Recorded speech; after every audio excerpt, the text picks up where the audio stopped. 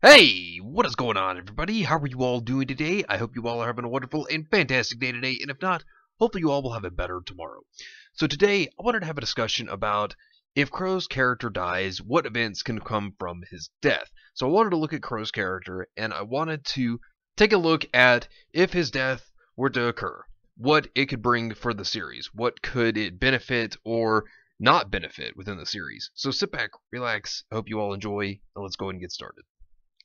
So, Qrow Bronwyn is one of my all-time favorite characters. I've personally always enjoyed Qrow from the moment that he was introduced in the series, formerly in Volume 3. Of course, he was brought up in Volume 1, and we saw a silhouette of his character in Volume 2 in Yang's backstory, but he was formally introduced in Volume 3, and I think that he has been one of the best characters in the entire series. But I really wanted to go into the idea of what his death may bring if it were to come. And I just want to let everyone know right now that I don't want Qrow to die, but I feel like it's coming. I feel like there are some red flags here and there, and there are several reasons for that. But when it comes down to it, if he were to die, I also want to look at the negatives and the positives that can actually come from his character's death if he were to die anytime soon, or just anytime in general in the series. So, first off, I just want to look at the development that he actually did get within Volume 6. Now, I want to say that after they found out about the backstory between Osmond and Salem, I think that he had some really great growth as a character.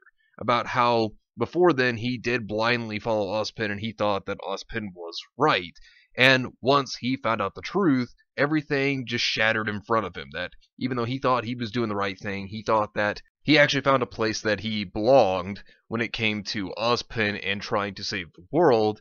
Then it came to the hard truth that he realized that he was just being used. And when he thought Ozpin was being honest with him, Qrow found out that Ozpin lied to him, putting Qrow in a deep depression, and we got to see a darker half of his alcoholism, because in the past we've seen Qrow drink, and it seemed like he was just the cool uncle who drank because he drank. But in Volume 6, we got to see a darker half to the alcoholism. Out of depression, he drank more and heavily so that he could try to cope with the issues that had been going on that he had just discovered about Ozpin. And it's really sad to see that. But to see his development go further into the volume, I thought it was great. And I think that his development was actually very well done in Volume 6. And while it was sad to see that with Qrow, it was good to see this side of him also, to understand him better as a character.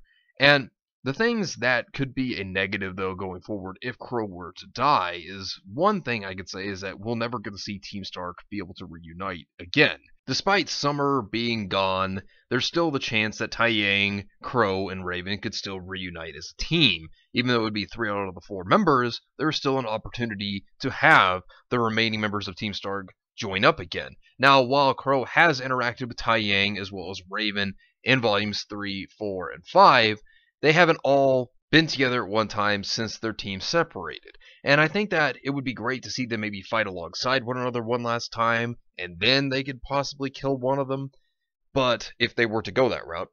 And I mean, yeah, it'd be sad, but at the same time, it would be at least something they could do. They could have the interactions with all the characters one last time before something may happen to one of them. And if it turns out that they are to kill Qrow before then, well, I think that it's a missed opportunity to at least have the remaining members of Team Stark join forces one last time. So I would preferably rather at least Qrow live long enough for Raven and Taiyang to eventually reunite again, but seeing as things may be going forward, this may or may not happen, but if it does happen, that would be great. If it doesn't, well, this would be one of the missed opportunities, I think, if they do decide to kill Qrow. And I think another thing, considering that we're talking about Qrow here, I think it would be great to hear all of their stories about Summer if they were to reunite. And without Qrow being present, well, then there wouldn't be his side of the story of Summer as well. So I think that that would be another missed opportunity that they could have to talk about their past as well as Summer being involved in it, considering she was a part of their team at one point in time. But one thing that makes me think that Team Stark may not reunite is because in Volume 6, at the very end, after the credits scene, you see Salem create the flying Barangles. Now, this is reminiscent to the flying monkeys in The Wizard of Oz, when the Wicked Witch sent them out to attack Dorothy and her group.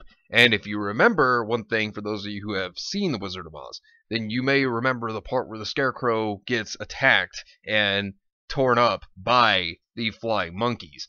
So this makes me fear the idea that Barangles may come in and could be the possible death to Qrow, thus then stopping the reunion of Team Stark. And that would be very tragic because, like I said, I would actually like to see Team Stark, at least the remaining members, reunite one last final time before any of them, whether it be Qrow, Raven, or Taiyang, dies. I think that it would be great, and I feel like this would be a missed opportunity if they do decide to kill Qrow or anyone else. But looking at it, it might be Qrow if that becomes the case. But at the same time, if Qrow does die, there are some things that could be beneficial to other characters, and I really hate saying that, but it's true.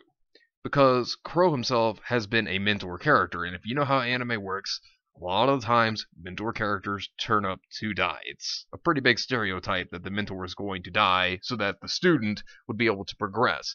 And looking at it, Qrow was the one who was there for Ruby in Volume 4, for example, and he was also the one who taught her everything that she knows, as she stated in Volume 1 to Ozpin that she was total garbage until Qrow took her under his wing.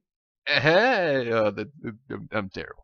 But considering that Ruby learned every single last thing from Qrow, this is an opportunity to really help Ruby grow as a character. Now, we have seen her start to step up in Volume 6 as a leader. And while that's been very good, the one thing is Qrow has still been there to try to help her during these times. But if he, as the mentor character, were to die, this could be very influential to Ruby's character, and this could help her very well progress in a multitude of ways if Qrow were to actually die. And one thing that I think would be a great sight to see out of Ruby's character, in which we really haven't seen, is her grieving over the loss of someone she cares about. Now, we did get to see a little bit of her grieving when Penny died. We did get to see that, but they didn't really go very far into that.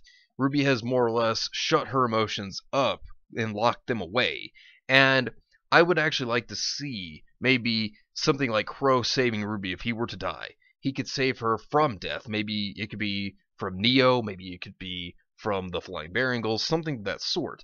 And we could actually see this happen to Ruby. We could see how she will take on the loss of Qrow, but at the same time, this could help her reflect, and this could help her learn to push forward. Like how Qrow has been the mentor character as well as the leader of the group, it really seems like.